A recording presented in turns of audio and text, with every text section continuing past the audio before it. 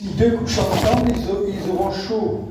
Mais celui qui est seul, comment aurait-il chaud? Si quelqu'un est plus fort qu'un seul, les deux peuvent résister. Et la corde à 3 fils ne seront pas facilement. Amen. Gloire à Dieu. Dans toute la pensée biblique et la pensée de Dieu,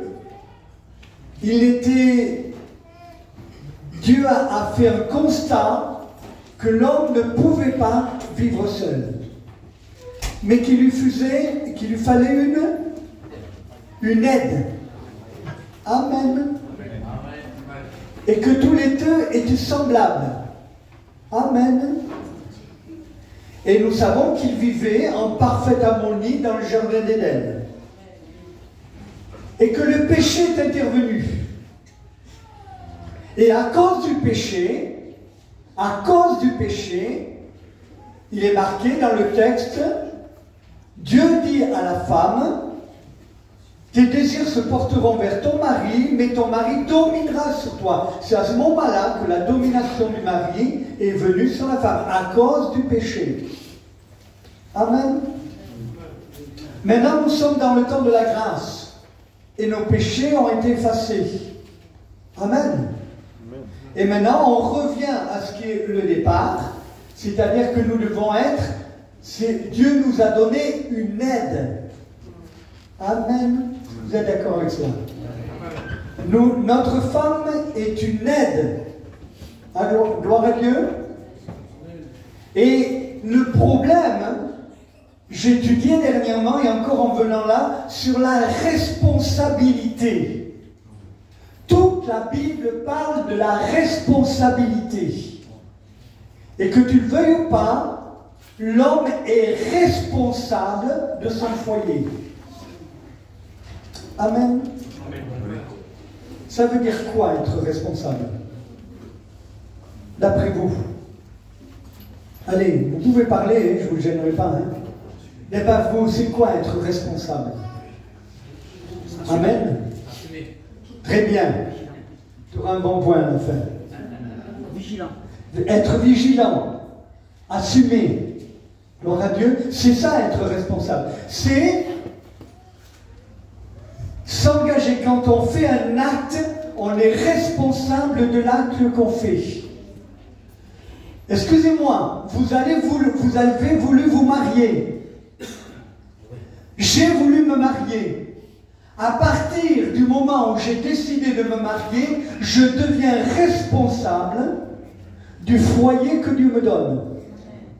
Amen. Et si je n'assume pas ma responsabilité, je pêche. C'est pour ça que nous voyons aujourd'hui plein de foyers qui sont en train de se détruire parce que l'homme n'a pas assumé la responsabilité que Dieu lui avait donnée. Le mariage est une responsabilité. Le mariage, nous en tant que pasteurs, nous avons une responsabilité envers l'Église. Amen. Nous sommes responsables des chrétiens que Dieu nous a donnés. Alléluia. Et ainsi, chers amis, dans la Bible, nous voyons que le foyer est pour l'homme une responsabilité. Malheureusement, beaucoup échouent là et laissent tomber leur responsabilité. Bien-aimés, je voudrais qu'on puisse prendre conscience que le mariage est un cadeau de Dieu. Non, il n'y a pas d'amen, ça va? Vous me faites peur, vous me glacez le dos cet après-midi là. Ouf. Le mariage est une responsabilité, autant pour l'homme que pour la femme. Amen. Amen. Je disais dernièrement, si vous prenez le texte, il nous est dit que que Christ est le chef de l'homme est le chef de la femme. Amen, c'est comme ça. Mais le texte original dit autre chose, en grec. Il dit l'homme est la tête de la femme. Amen. La tête, c'est celle qui est responsable. La tête, c'est elle qui calcule. La tête, c'est elle qui protège. La tête, c'est elle qui gère. La tête, c'est important. Tout se passe par la tête. Amen. Et je crois que c'est important qu'on doit le réaliser, cela. Amen. Nous sommes responsables d'un foyer et nous devons assumer ce foyer. Amen. De tout notre cœur. Un, nous sommes responsables de notre épouse. Deux, nous sommes responsables de qui? Le couple est responsable des enfants. On dit tous les enfants, c'est une bénédiction de Dieu. Amen. Vous êtes responsables de vos enfants. Et là, beaucoup ont échoué.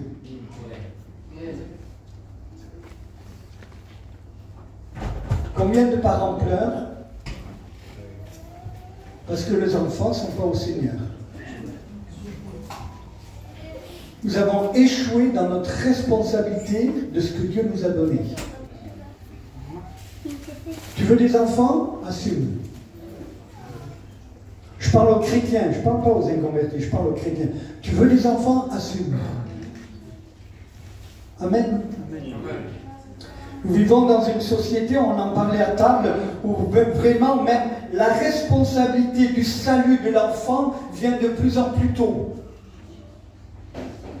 Je disais encore à midi, à 12 ans, je jouais aux cow-boys aux Indiens. Maintenant, dites à un gamin de 12 ans de jouer aux cow-boys aux Indiens, il va vous jeter ça par la figure. La société a évolué. On n'a plus les mêmes pensées, on est dépassé. Ils vivent des choses que moi je ne connaissais même pas. Je ne connaissais pas le portable, je ne connaissais pas Internet. On ne connaissait rien de tout ça. Mais aujourd'hui, on est une société qui a tellement évolué malheureusement dans le mal. Et aujourd'hui, ça nous dépasse.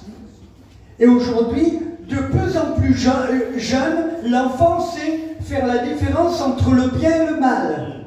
Et dès qu'un enfant fait la différence entre le bien et le mal, il est responsable. Amen. Il est même responsable de son salut. Oh. Et je voulais m'appuyer là-dessus, chers amis. Parce que nos enfants grandissent très très très vite moralement. Et nous sommes responsables d'eux. Et je me dis, qu'est-ce que nous donnons à nos enfants? Nous avons cette responsabilité, chers amis, de donner à nos enfants et de semer dans leur cœur des bonnes choses à la gloire de Dieu. Amen. Amen. C'est terrible ce que les enfants voient. C'est terrible ce qu'ils voient tous les jours.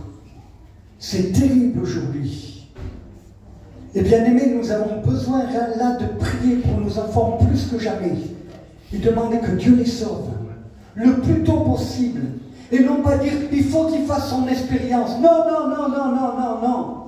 Il faut qu'il rencontre Jésus le plus rapidement possible. Vous êtes responsable. Jusqu'à un certain âge, Dieu vous demandera, qu'est-ce que tu as semé dans le cœur de ton enfant? Amen. Alors excusez pour ceux qui étaient là hier après-midi, mais tant pis, je me répète. Écoutez bien ce que je dis. Si des parents chrétiens rentrent du culte et critiquent le culte, à table, les enfants l'entendent. C'est vrai. Oh. Oui. Et vous envoyez vos enfants en enfer. Parce que vous le vouliez ou pas, vous semez dans le cœur de vos enfants une mauvaise image de l'Église. Et un jour ou l'autre, ils ne voudront plus aller à l'église. Je me souviens, et Cabou doit s'en rappeler, quand on faisait des séminaires, des rencontres d'église à Béziers, à Montflorès, 80 jeunes étaient là. Les jeunes venaient me dire, à la fin de la réunion de jeunes, pour être chrétien comme mon père et ma mère, jamais. Qu'est-ce que les parents avaient semé dans leur cœur de leurs enfants?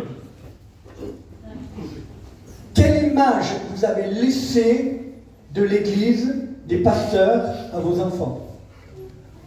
Amen. Il y a des enfants, on ne devrait pas les laisser entendre des conversations d'adultes. Amen. Parce que nous semons dans leur cœur de la mauvaise graine. Tu es responsable. Amen. C'est vrai que l'enfant est responsable au bout d'un moment. Mais qu'on ne veuille pas, avant qu'il prenne cette responsabilité, elle est sous ta responsabilité. Et je répète ce que j'ai dit peut-être sous le chapiteau il y a quelques mois, puisque c'était quelques mois. Je n'ai jamais demandé à mon enfant, tu veux venir à la réunion? Non, tu veux pas? Et puis reste à la maison à la télé, moi je vais à la réunion. Je pêche.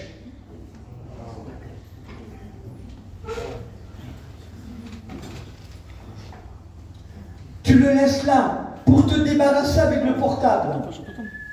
Il m'est arrivé d'avoir 3 enfants côte à côte qui jouaient à des trucs de guerre pendant que moi je louais le Seigneur. Est-ce que c'est normal? Qu'est-ce que tu sèmes dans le cœur de tes enfants? Nous sommes responsables. Amen. De ce que nous semons dans le cœur de nos enfants. Et c'est un scandale dans le monde chrétien. Parce que, qu'on le veuille ou pas, on les laisse regarder n'importe quoi. On les laisse faire n'importe quoi. On s'en débarrasse pour être tranquille. C'est péché. Amen. Vous n'allez pas m'aimer. Tant pis, ça ne fait rien. Je suis obligé de vous le dire, bien aimé. On est laxiste avec nous. On est laxiste, on est trop laxiste. Je sais que chez les gitans, moi, vous savez, je ne suis pas Yola, mais je suis gitan là. Alors, je ne sais pas, vous me tournez comme vous voulez. Mais je sais que chez nous, l'enfant est roi. Vrai ou pas, surtout le garçon. Vrai ou non? On lui laisse faire ce qu'on veut. Il est libre, il est libre, il est libre. Est-ce que c'est une bonne chose? C'est pas moi qui le dis, c'est vous, oui. C'est pas une bonne chose. Amen. On va trop loin, bien aimé. Après, on s'étonne de ce qu'ils ne veulent pas venir aux réunions. On s'étonne de ce qu'ils n'écoutent pas. Amen. Et on pleure pour nos enfants. Et on dit, Seigneur, Seigneur, s'il te plaît, ramène-les. Seigneur, mais qu'est-ce que tu as fait? Amen. Un enfant, ça ne s'éduque pas une fois de temps en temps. C'est tous les jours. Tous les jours qu'il faut semer dans son cœur. Je disais, je le répète, est-ce que même vous avez rendu témoignage à votre enfant? Est-ce que vous lui avez raconté votre témoignage? Est-ce que vous lui parlez de Dieu tous les jours? Est-ce que réellement, avant qu'il s'endorme, la mère va voir son enfant et lui parle de Jésus? Est-ce que vous avez prié avec votre enfant? Est-ce que vous avez pris votre fils et que votre fils s'est mis à genoux à côté de vous dans la chambre et qu'il a prié? Est-ce que vous l'avez fait ça? Je me rappelle mon petit-fils. Il est né comme ça. Son plaisir, c'était de se mettre à genoux à côté de son père et de prier avec son père. À un tel point que le père, il me disait, mon gendre, il me disait, je rentre du travail, et il est devant la porte, il m'attend. Il disait, papa, viens, on va prier. Et à 11 ans, il a été baptisé du Saint-Esprit. À 13 ans, il s'est baptisé. Il vit avec Dieu. Et tous les matins à 6 heures, il est là à genoux, il continue tout seul, et il continue à prier. Pourquoi? Parce que ça a été semé dans son cœur. Qu'est-ce que tu sèmes dans le cœur de ton enfant? Qu'est-ce que tu sèmes? Quelle espérance tu lui laisses de la vie? Oui, travaille, mon fils, travaille, tu verras, tu seras riche et tout. Non. La richesse, c'est de connaître Dieu. Amen. La richesse, c'est de chercher Dieu. Amen. La véritable richesse, c'est de se tenir. Quelle fierté pour un père d'avoir à côté de lui son fils qui prie. Amen, amen. C'est beau ça. C'est beau ça. Vous non? Amen. Oui. Ça, c'est le début du réveil dans une famille. Gloire à Dieu. Qu'il est là et qui prie. Il y a une fierté qui vient dans notre cœur. Amen. J'ai pas perdu mon temps. Et après, il prendra ses propres responsabilités. Votre fils est devenu ce que vous en avez fait. Je répète, votre fils est devenu ce que vous en avez fait. Ne jetez pas la pierre sur la société, sur le monde. C'est pas ma faute, c'est de votre faute. Amen. On doit prier le Seigneur. Je vous en supplie, ne mettez pas la responsabilité sur les autres. Amen. C'est votre responsabilité. Et je voudrais vraiment appuyer là-dessus cet après-midi. Arrêtons de fuir nos responsabilités. Arrêtons de dire tout un tas de choses, mais mettons-nous à genoux et disons, Seigneur, enseigne-moi à bien élever mon enfant dans les voies de Dieu. Lisez le livre des Proverbes. Lisez, dévorez le livre des Proverbes. Et mettez en pratique le livre des Proverbes. Donnez à votre fils à ce qu'il lise le livre des Proverbes. Même à votre fille qu'elle lise les livres. Aimez le livre des Proverbes. Et enseignez vos enfants dans le livre des Proverbes. Amen. Amen. C'est important, bien-aimé. Pourquoi je parle tellement des enfants? Parce que je vois tellement que ça va tellement vite. Ça fait peur. Ça fait peur, bien-aimé. On a tout regardé. Regardez autour de vous. Regardez ce qu'ils deviennent. Regardez. Seigneur, ça fait peur. On a besoin de prier, de jeûner. Amen. Avant qu'il ne soit trop tard. Trop tard. Vous savez, je crois que des fois, un père doit prendre son fils et lui parler honnêtement. Amen. Beaucoup de pères ont abandonné. Mais je crois qu'il est temps de prendre son fils à un moment et de lui parler de son salut. Amen. Papa, écoutez-moi. Je parle aux hommes là.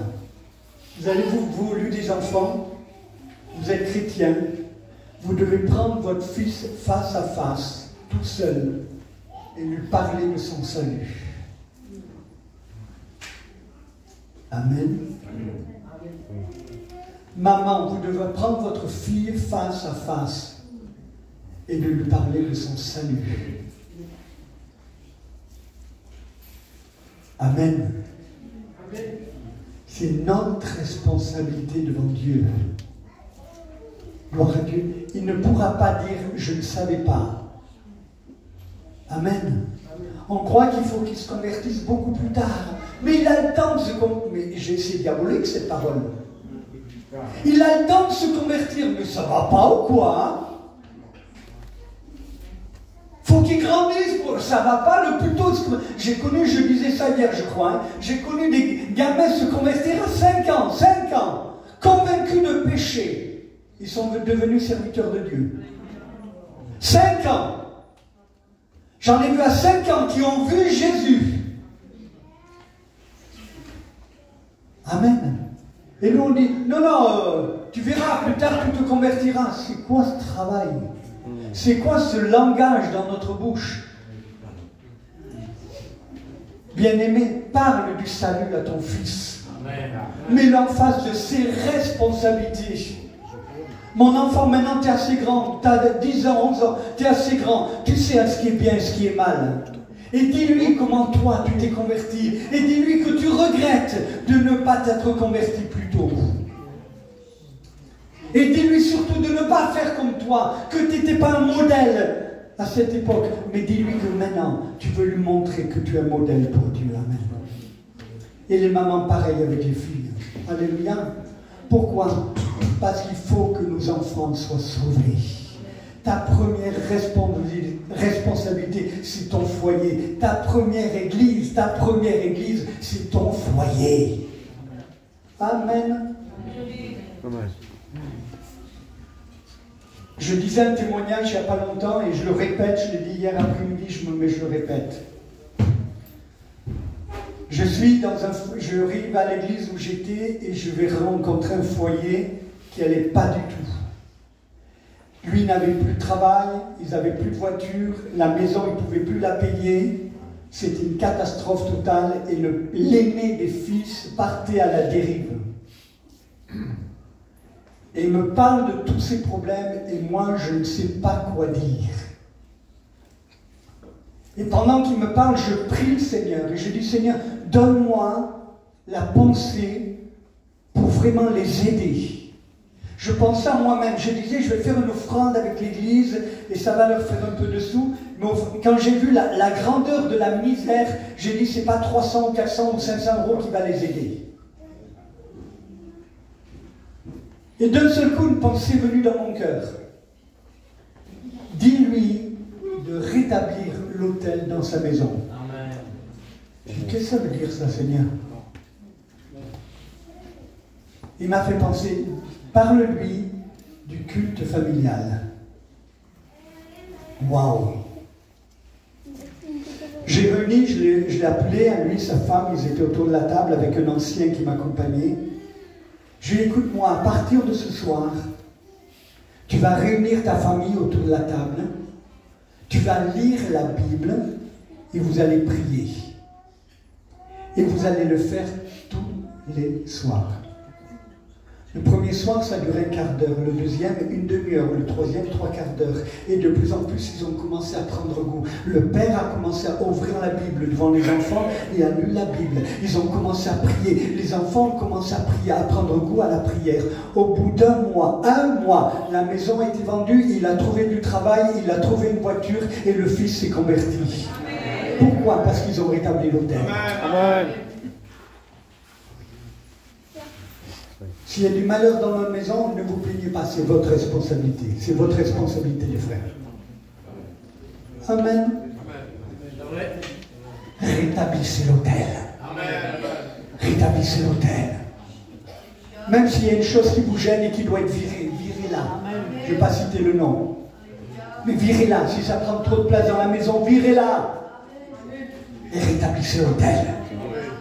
Rétablissez l'autel. Priez avec vos enfants, priez. Le gamin est venu, qui s'est converti, il est venu me voir et il me dit, mon père lit la Bible.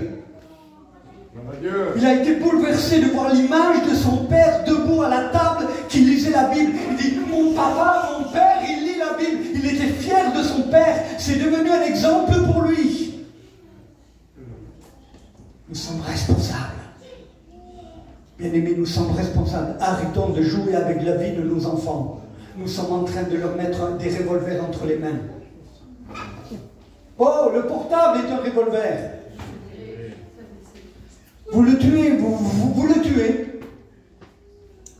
Non, pauvrette, il faut bien qu'il joue, pauvrette. Tu vas, pauvrette. Arrêtons les pauvrettes. Oh, bien-aimés, je vous en supplie. Je voudrais vous éviter de pleurer. Je voudrais vous éviter. Alors c'est vrai qu'il y a ce passage qui nous dit, si tu crois, tu seras sauvé toi et toute ta famille. Et j'y crois. Et je prie pour ça. Et quand je prie, je vois la Bible. Je dis, oh Seigneur, regarde. Tu as écrit, regarde, le verset, tu l'as écrit. Tu te souviens de cette histoire? Tu l'as écrit, c'est écrit. Toute écriture est inspirée de Dieu. Tu l'as écrit, tu l'as écrit. Alors, Seigneur, je prie que tu sauves toute ma famille. Mais pour ça, je vais être un exemple. Amen. Je crois que c'est important, bien aimé. De plus en plus, faisons attention. Je parle du couple. Que vous dire avec le couple? C'est difficile de vivre à deux. Mais pourtant, on a été créé pour cela. Et c'est vrai que des fois, on ne peut pas se permettre de venir au culte en s'étant incendié ou en ayant eu des mauvaises paroles avant d'arriver au culte. Vous savez que le diable est fort et qu'il va essayer toujours, avant qu'on aille à la réunion au culte, de créer une dispute entre toi et elle. Toujours, il va essayer. Il va essayer. Il va tout faire. Et t'arrives, t'es contrarié. Ça t'arrive jamais? T'es contrarié. T'arrives au culte, t'es contrarié, t'es pas bien. Puis après tu loues, ah c'est bien, je te loue, ok, bah, tais-toi. À te réconcilier. Parce que le véritable pardon, c'est la réconciliation. Hein. C'est pas, je te demande pardon. Ok, bah, c'est quoi ça? C'est se réconcilier. Hein. Et après, viens offrir ton offrande. Amen. Combien le diable a, dans les années que nous sommes en train de vivre, veut détruire les couples chrétiens.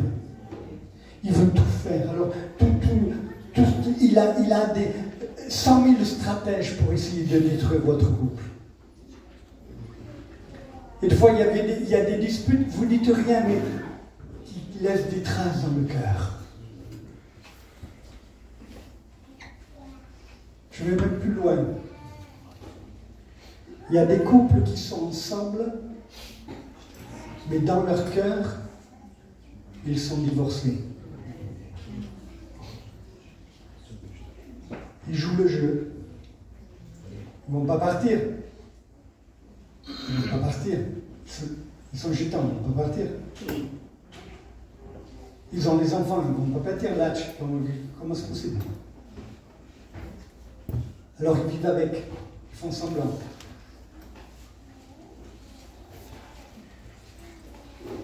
Il est temps de se réconcilier. Il est temps de réparer. Il est temps de prendre ses responsabilités.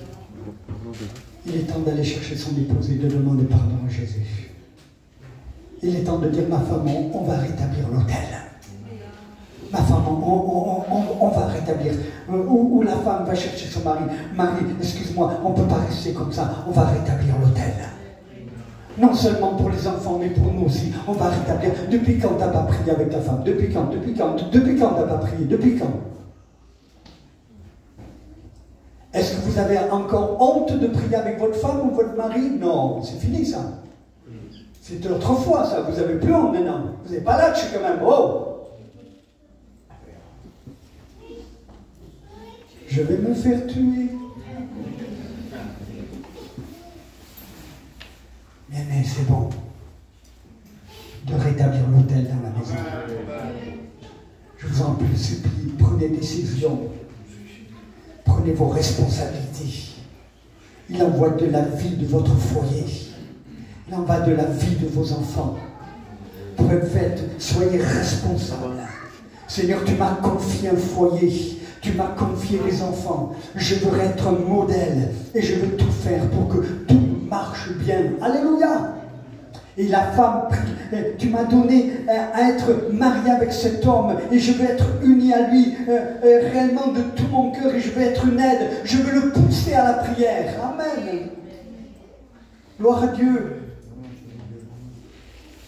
Amen. Je ne veux pas le ronger en lui disant, il me faut des sous, j'ai besoin de sous, j'ai besoin de chercher, je n'ai pas travaillé, j'ai besoin de sous, dans des rongeuses.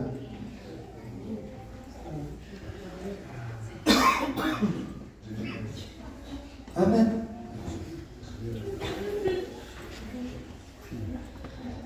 Réellement, si mon mari a envie de prier, vous savez,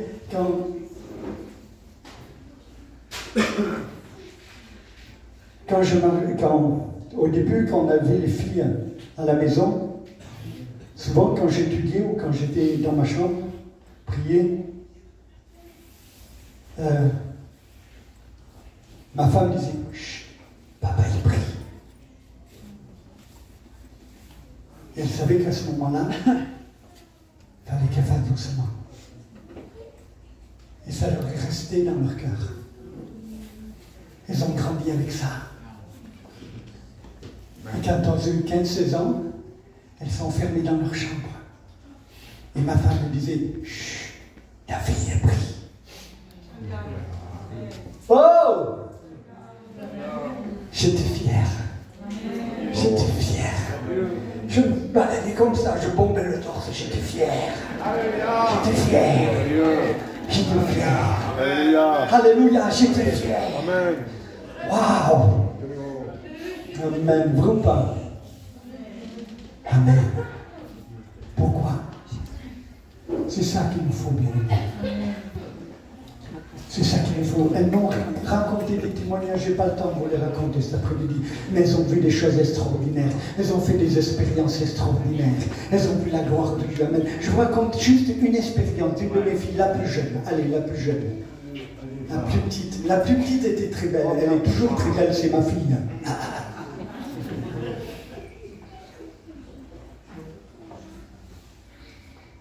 Elle était chrétienne, baptisée, tout, mais elle aimait son apparence. Elle aimait être belle. C'est pas mal quand même. Elle aimait être jolie. Et elle était attachée à ça. Et elle priait le Seigneur. Et un jour, elle a eu une paralysie faciale. La bouche tordue, la moitié du visage abîmé.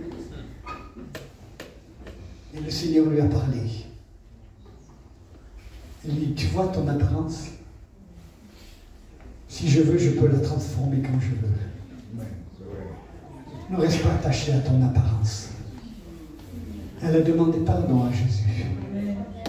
Dis, Seigneur, qu'importe que je sois belle ou que je sois vilaine, ce que je veux, c'est être attaché à toi. Elle a été instantanément guérie au nom de Jésus.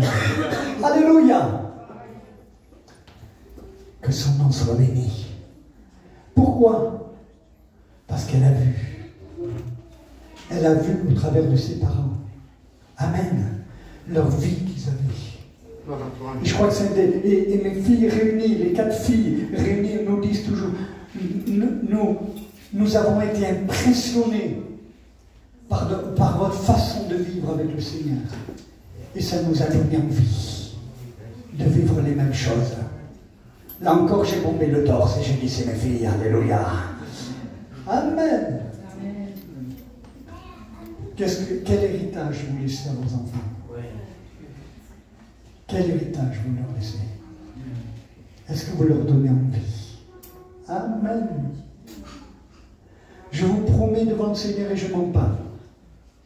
Je n'ai jamais venu en retard à une seule des réunions. 4 filles, on était toujours là une demi-heure avant les autres. Comme vous, quoi. Non? Je ne sais pas comment c'est. Pour nous, arriver en retard aurait été un péché. Et on les a fait grandir comme ça. Et aujourd'hui, nos filles sont pareilles. Les enfants, une demi-heure avant la réunion, tout le monde est prêt. Elles en ont 5 enfants, pas une, 5. Les 5, elles sont nickel. L'homme, la robe, tout ce qu'il faut. Tout est nickel. Ben, une demi-heure avant, elles sont là. Pourquoi? Parce qu'elles les ont vues au travers de nous. Amen. Amen. Alors, on n'est pas là pour se glorifier. On a fait parce qu'on sentait que c'était bien et vous avez sûrement vos façons de faire. On n'est pas là pour critiquer, pour élever qui que ce soit, mais pour vous montrer que ce que nous laissons dans nos enfants, ça les marque. Ils grandissent avec. Alléluia. Amen. Amen. Ils ont envie, alléluia. Amen. Gloire à Dieu. Que c'est beau pour un fils, pour une fille, quand il voit son père le matin avant de partir, qu'il lit la parole de Dieu. Amen. Parce que veulent voir, vos enfants reprendront les mêmes choses. Gloire à Dieu. Amen. Voilà ce que je voulais vous laisser cet après-midi. Afin que vous puissiez dire, Seigneur, on a peut-être loupé quelque chose. On a peut-être zappé quelque chose. Et si aujourd'hui on en est là, c'est pas de la faute au petit, c'est pas de la faute à qui que ce soit, c'est ma faute. Et Seigneur, on veut rétablir cela. On va rétablir l'autel dans la maison. On va réellement construire une vie chrétienne, spirituelle, profonde. Amen. On va les emmener dans la prière. Gloire à Dieu. C'est bien d'aller aux réunions. Et je vous exhorte d'aller aux réunions. Mais gardez une soirée pour votre famille. On n'est pas de la réunionite. Gardez une soirée pour votre famille. C'est ce que je vous conseille. Excusez-moi les frères, j'espère que je ne vous choque pas. Mais une soirée au moins par semaine, gardez-la avec votre famille. Vous l'allez voir, et bien vous n'irez pas voir les frères.